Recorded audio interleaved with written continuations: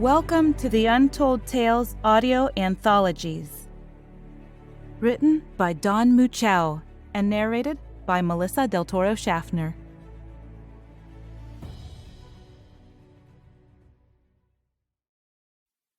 The Buddhas of the Past. If you wish to thoroughly understand all the Buddhas of the past, present, and future, then you should view the nature of the universe as being created by the mind alone. Providence Zen Center Daily Chanting Book. What a drag it is getting old. Mick Jagger from the song Mother's Little Helper. When I was a child, my greatest fear was that in growing old, I would forget what it was like to be young. In those days, the world extended no farther than my front yard, and the whole of it was fresh-cut grass, warm, moist air laden with the earthly smell of a ravine 6 blocks away, and the click of bicycle pedals or the sound of distant sprinklers. At 7 o'clock, twilight drew back the very edge of reality, and the universe extended only as far as the living room drapes. I remember the taste of Ore-Ida French fries just out of the oven, the smell of mosquito trucks, and the alien screeching of cicadas in the sassafras trees by my neighbor's driveway. I remember the sweet, round face of my first girlfriend, my first car, and the time Serena Buckingham taught me behind the grain elevators what would drive her wild. Now that I am 70, I know why old people don't sleep well. A veil of shadow clouds my thinking, and the world seems to change ineffably with each passing day. Not that I don't expect it to change. The other day I was telling my friend Felix that it's a shame President Halifax doesn't sign the Global Stabilization Treaty. I follow politics, you know, and this was a treaty I had been reading about for some time. It was supposed to bring about a comprehensive regime of changes in international relations. Felix says to me, "You're an idiot, Carver. There never has been a global stabilization treaty. The U.S. pulled out of the UN, and it doesn't sign those things anymore." Well, there's a change for you right there, you see. It was a week ago, Sunday. I was reading that very article in the paper. But Felix, who's only 55, denies it.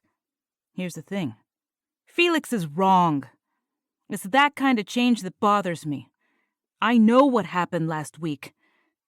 Since my wife died 4 years ago, I know I get to be the absent-minded old man on my block, but I am certain that President Halifax would have signed the goddamn GST if the Greens hadn't gotten in the way of it and made a stink out of the little stuff. Goddamn Greens, I say. All Felix says is, "Be careful, his wife is a Democrat." When I woke up Tuesday morning, I read in the papers, "Hail to sign GST." Ha! Told you so. Felix should know better. Wednesday night I went out for supper with him and his new girlfriend Irene. 3 years ago his wife left him after an affair. It almost destroyed him.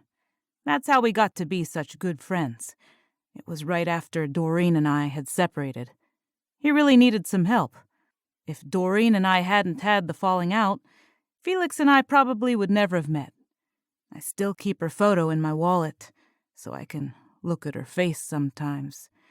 God, she's beautiful. And I'm a fool. We're still close, but I am, as I said, making new friends. I saw Dr. Fullerton today. He says that I need to watch my blood pressure and that he's going to start me on some kind of medication like they give Alzheimer's patients, on account of my complaints of not being able to remember recent stuff. He's dubious, though, whether it will help, as I passed all the tests. I've been lucky. Irene says that Neil has problems with his circulation and has to take Coumadin, and that it messes up his electrolytes, so they give him stuff to make him pee, but the Coumadin makes him bruise easily. For a guy that's only 55, that's rough. I talked to Doreen about 4 months ago regarding her retirement account. She figures him for a heart attack within the year. Neil and I took a boat out this afternoon on Lake Warburton.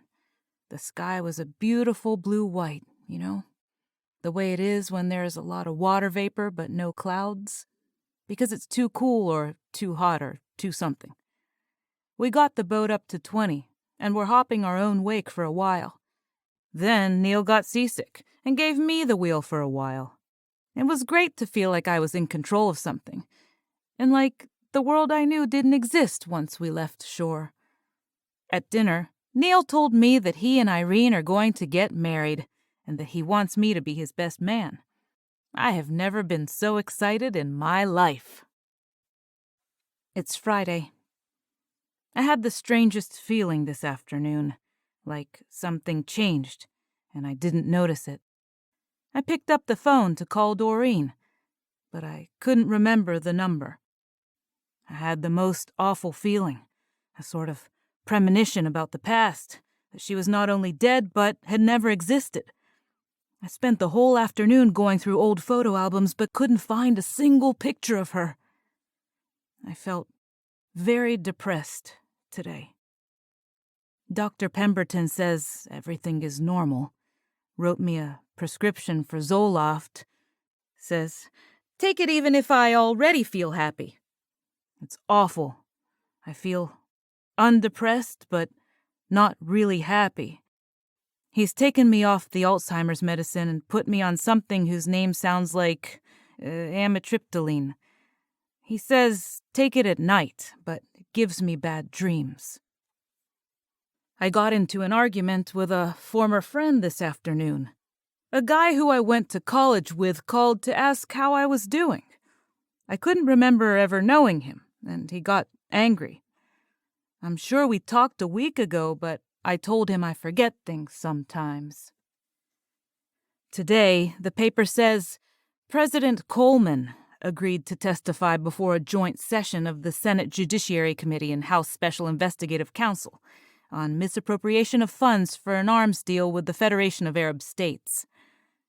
I know I shouldn't care, but for some reason, it bothered me terribly. I couldn't give a damn about Arabs or Coleman. Since he's in his second term, he'll be gone soon enough, so why do I care? I've been off the Zoloft for 3 days now, as it's giving me stomach aches and I can't sleep. I keep dreaming that I'm waking up from one dream into another. And I know it's a dream, but I can't wake up into reality. Then when I do, I'm tired as hell and sleep through the day.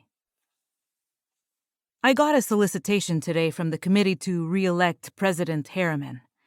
I could have sworn he had already run a second term, but I couldn't remember when it started. It would have to have been just a couple months ago, as elections are always in April. Started taking the Zoloft again, off the amitripta, whatever it was, as it was making me irritable. Sleeping better, but my memory is still shot to hell. Odd, though. I lay wide awake at 3 this morning, unable to shake the strange feeling that we are not alone in this universe. Just one of those things, I guess.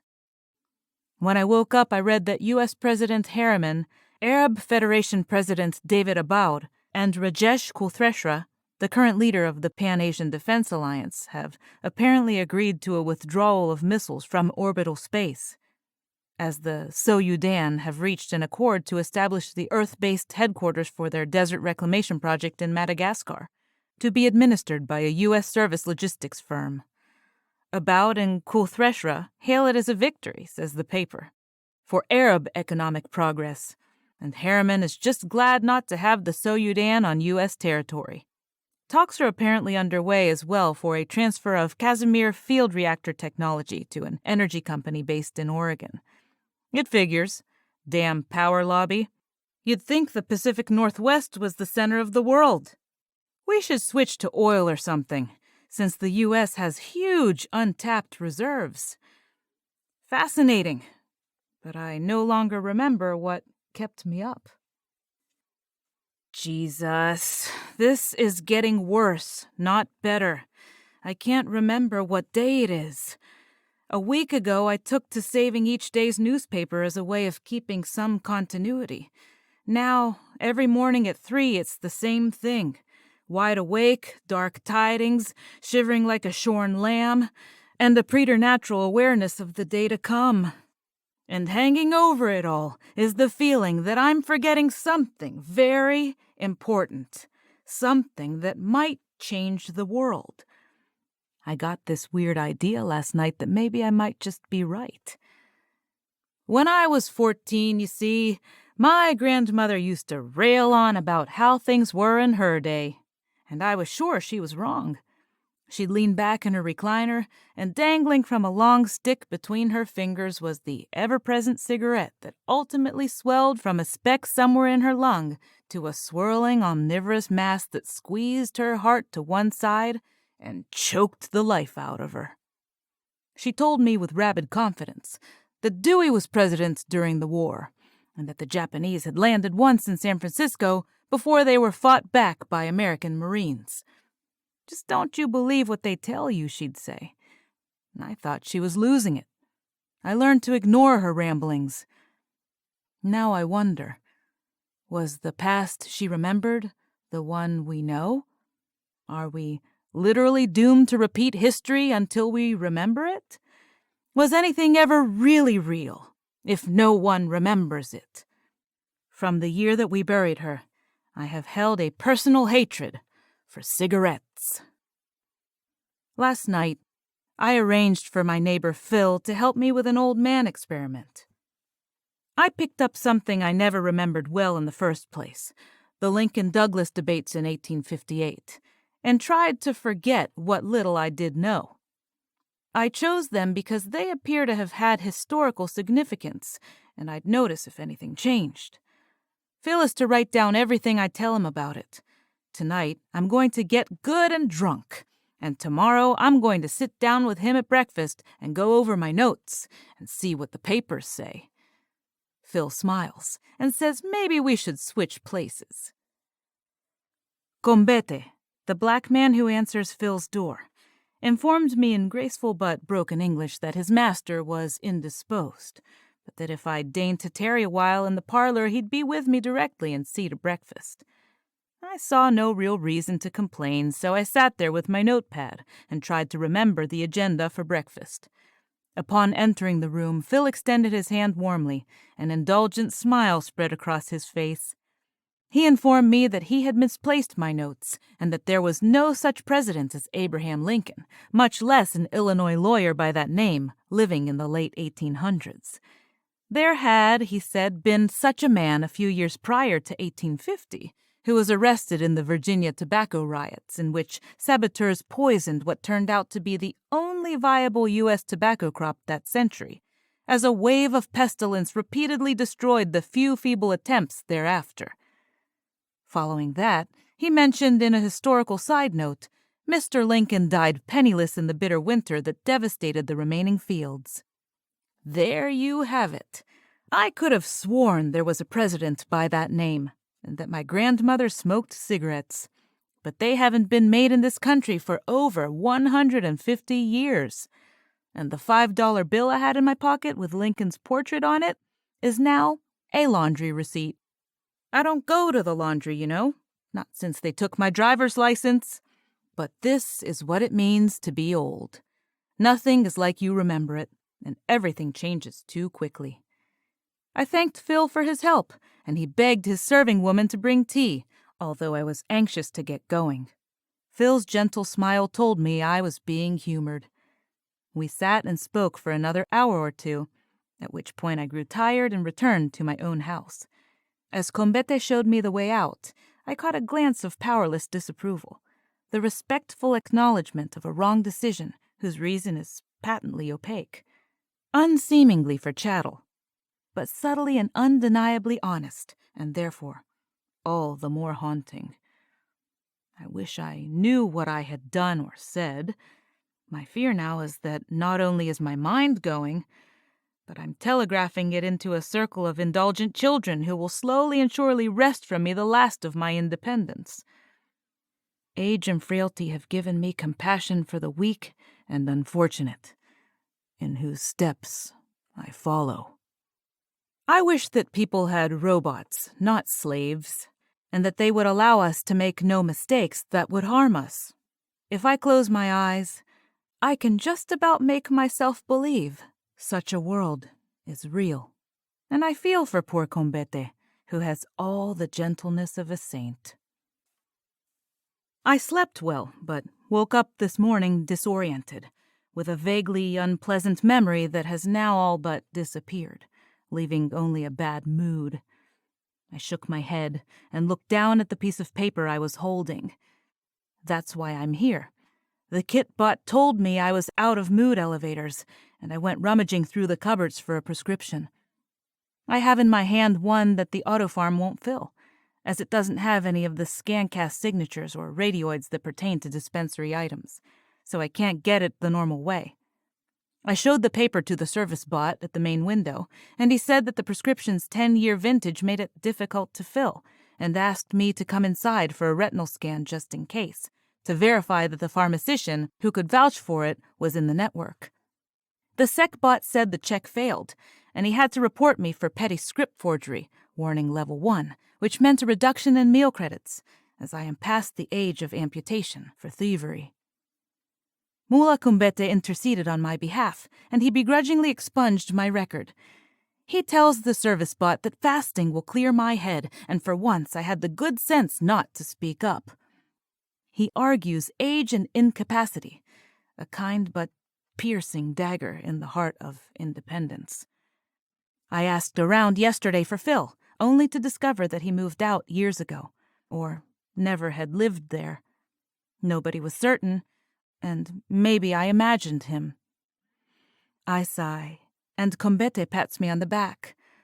A long, very long time ago, he says, I used to have a series of neighbors, enlightened men he calls my Buddhas of the past. They all blur together now. Combete is a tender-hearted man and speaks the name of Buddha only to show how universal is the truth that the average man is enlightened by friends.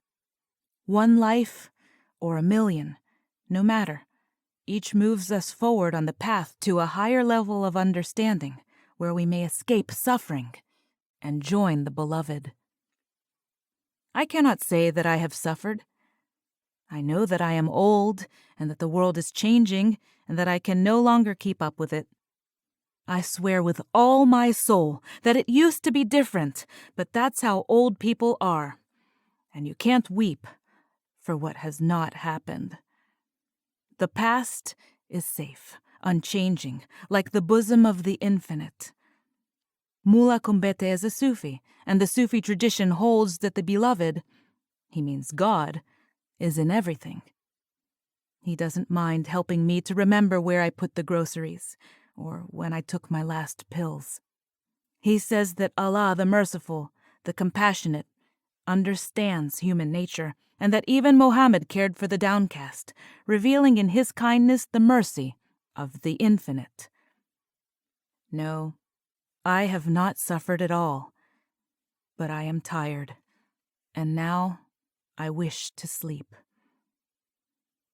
Once I knew a summer where each fresh breeze brought untouched possibility, where the smell of drainage ditches and cornbread and grass danced with the light of the infinite, until the evening's soft shadow wrapped me in its warm, tender embrace. I remember childhood friends whose memory is now but delighted laughter. I knew one woman, or 100, or 1,000, each of whose mark my heart bears even to this day. The feeling of skin on skin, quiet moments on a picnic blanket together, sharing a hot dog at a baseball game, or doing nothing all afternoon, and endless hours of conversation, all enjoyed together over 1,000,000 lifetimes. I remember life and love and happiness, even as they slip away into the river of time. What I have forgotten, I say to the wall, cannot possibly matter. And the embedded scribots record faithfully in Farsi my every word, as they have always done.